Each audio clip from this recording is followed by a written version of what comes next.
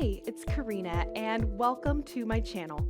I'm a holistic health coach and yoga teacher, and this channel is all about holistic health and well-being, healthy weight loss, beginner's yoga, and really just giving you resources to help you cope with stress and all of those other human ailments that most of us encounter at some point in our lives.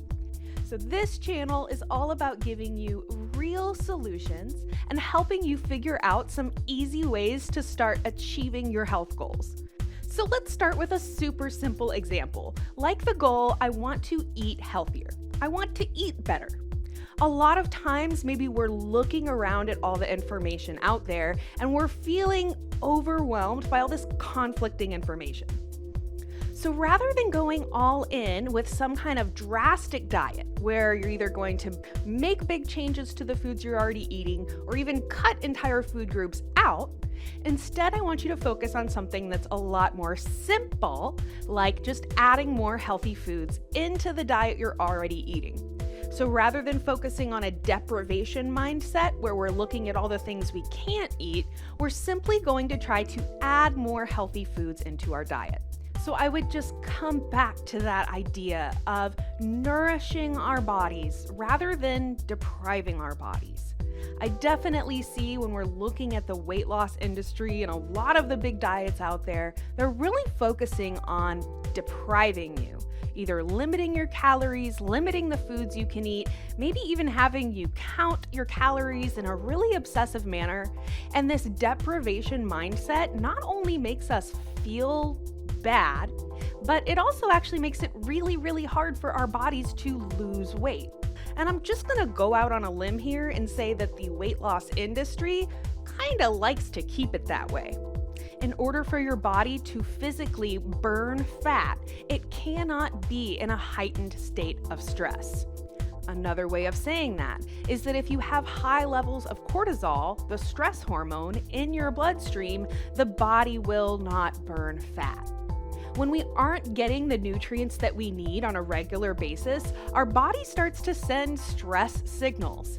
So this is why I believe that the deprivation mindset and really strict dietary recommendations, calorie counting, actually that deprivation mindset puts us into such a state of stress, elevating cortisol, that now our body's not going to burn fat because of that stress response.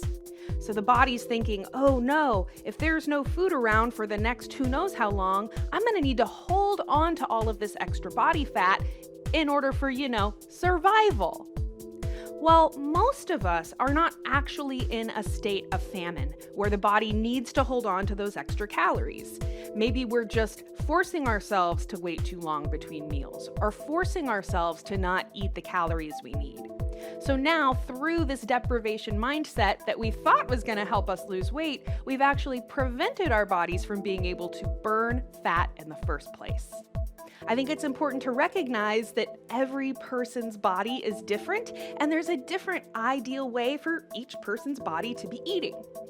It's also important to consider that depending on where you live, what time of year it is, and even what type of diets your ancestors were eating, all can play a role in what's going to be your ideal diet. So maybe this is something like you get a side salad with your entree when you're out at dinner. Or if you're out with a friend, one of my favorite things is to get an entree salad as your dinner salad. And if you let your server know that you're sharing it, oftentimes they'll even bring it in two separate bowls. But when you order the entree salad, usually it's a little fancier, a little bit more fun stuff in it, maybe a little bit tastier dressing, but that's just kind of a good way to add a few extra vegetables. So either getting a side of vegetables instead of a side of French fries, or starting with a salad, sharing an entree salad with whoever you're dining with. If you're cooking at home, then this would be something like adding more vegetables to the meals that you're making. So if you ever make something like spaghetti and meat sauce or regular pasta sauce, meat or not, that's a great place to add in a bunch of extra vegetables. And if you want to go the extra mile of hiding them, you can actually blend them up into your sauce so that they completely disappear. But for me, when I do a meal like that, I just kind of chop the veggies up, add them in with the sauce. They kind of disappear and take on the flavor of the pasta sauce in general.